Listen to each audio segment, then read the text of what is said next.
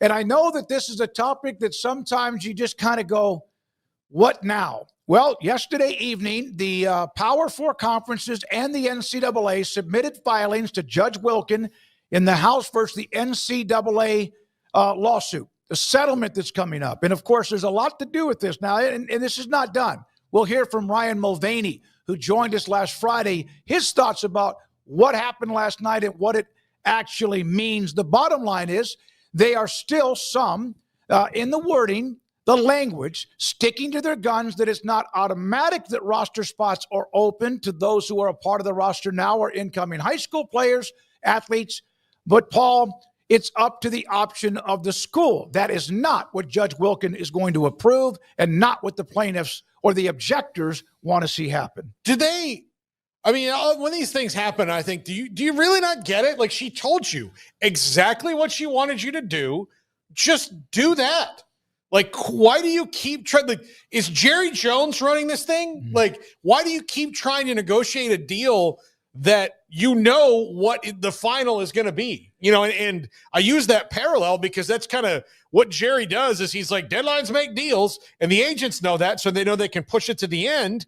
And by the way, pushed it to the end 3, 10, 12 months later, it's going to be the same contract as it would have been. Yeah. They would have been. And, you know, there's other players out there that you know the framework of the deal. You just, make it bespoke to the Cowboys and not the Browns or the Bengals.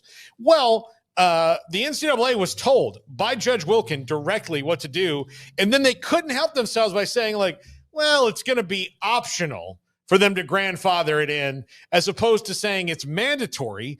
And when you have schools that, given the choice, will do it, now a lot of them probably will. I mean, we're going to talk about one that's going to, but for sure. But you cannot. When you try to regulate something, this is what the NCAA doesn't understand. When you try to regulate something, you can't make it optional. So you can't say, hey, the speed limit is 75 if you want it to be. Like, no, the speed limit is 75. That's why you get tickets if you get caught going well over that. This is like, they're like, well, you can do this. We'll allow for it. We're not going to be mad at you. And it sounds like they don't understand that they don't have the power in this situation. Yeah, I don't know what she's going to do, but of course that will come in what is a couple of weeks. Craig, you're basically numb to this. A lot of people are, but it is a new part of the story that eventually we might get to the end. Yeah, I sure hope so. I'm about up to here with this story at this point and all of the back and forth. I didn't sign up to talk about college football, to cover legal cases 24/7, but that's what it's felt like the last couple of years. And there's been a lot of fun in between and all of that. But yeah, I don't think this is most people's favorite parts. And I think everybody would like to move on and have at least this portion of this chapter closed and everybody have the ability to know what's on the other side of that. So I don't know exactly what all this entails. I know that it permits schools to grandfather in athletes, but it doesn't require them to grandfather in athletes. So I don't know how much of a difference that makes for some of these institutions or not.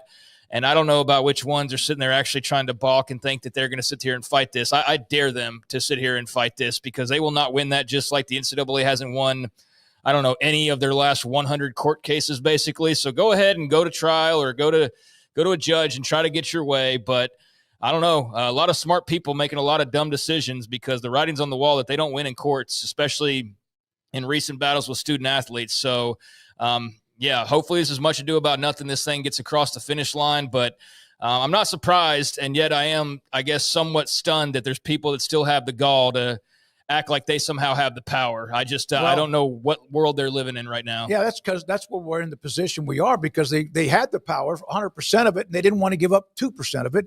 And if they go to court and lose that deal, they could have 3 times the damages that they're going to have to pay now, with what is leading to that $20.5 million a year annually revenue sharing. Here's a couple of notes. You saw what Ross Dellinger said. Objectors are expected to push back.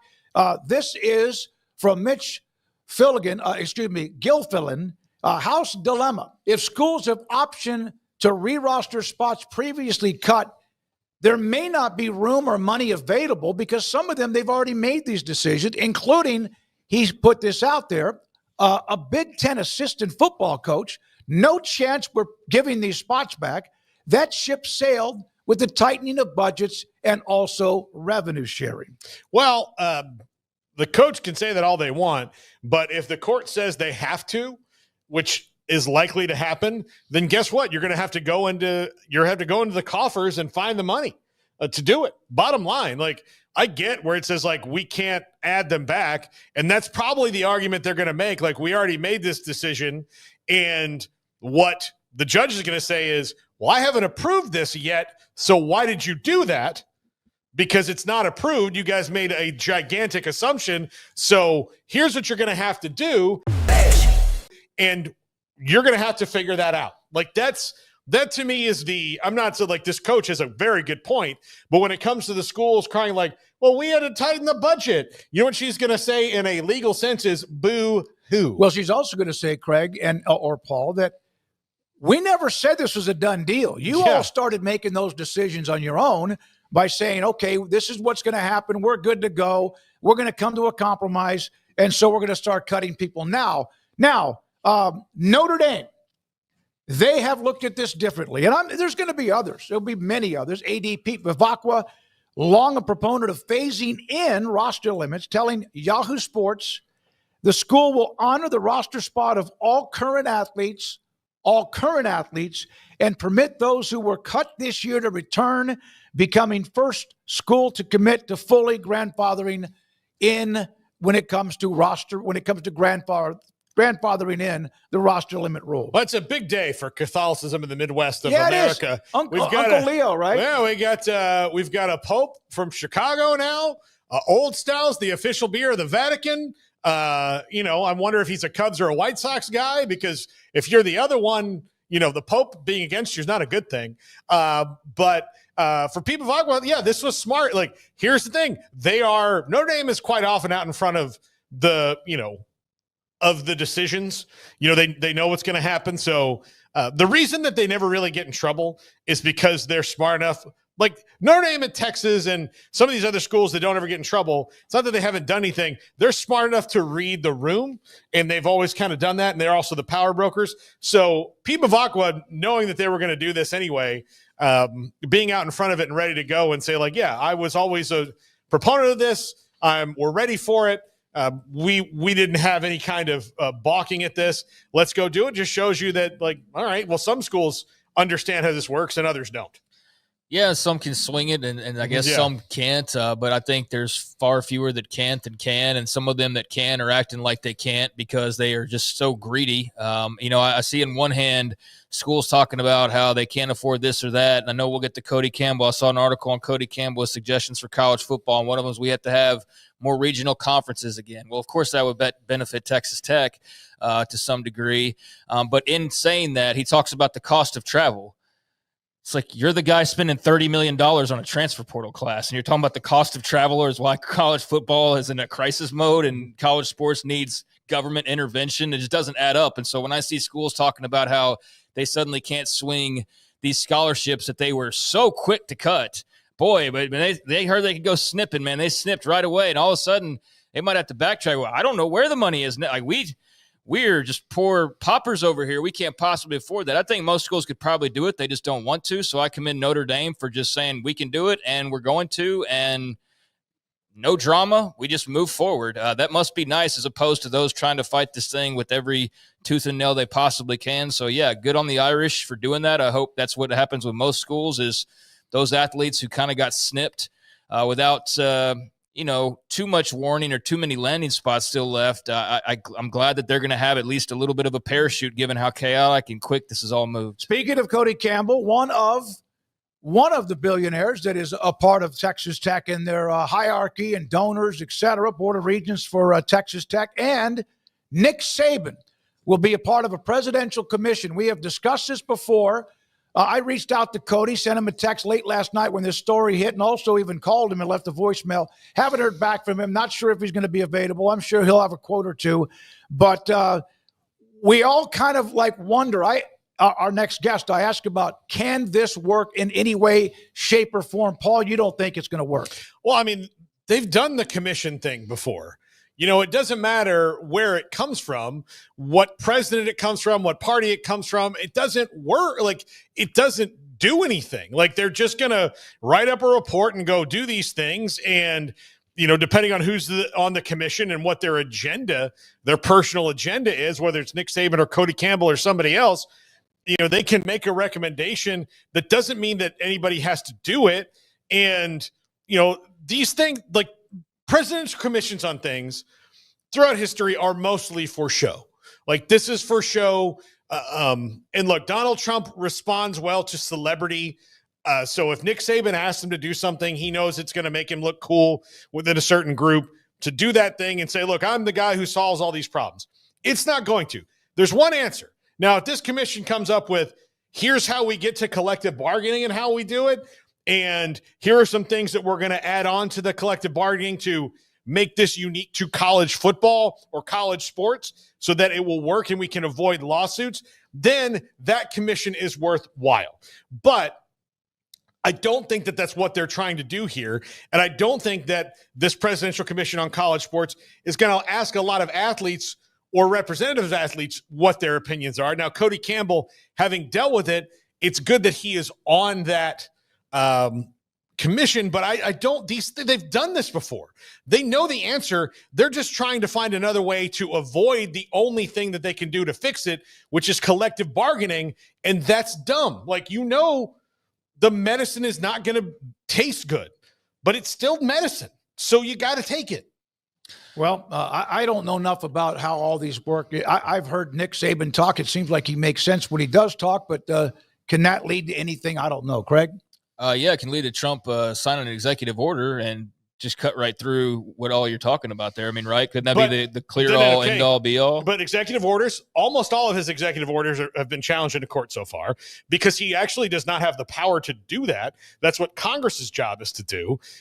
So if they have anything in whatever he signs that is not up to snuff just because they say this is how they want it to be and him signing executive order, they're going to go right back to court.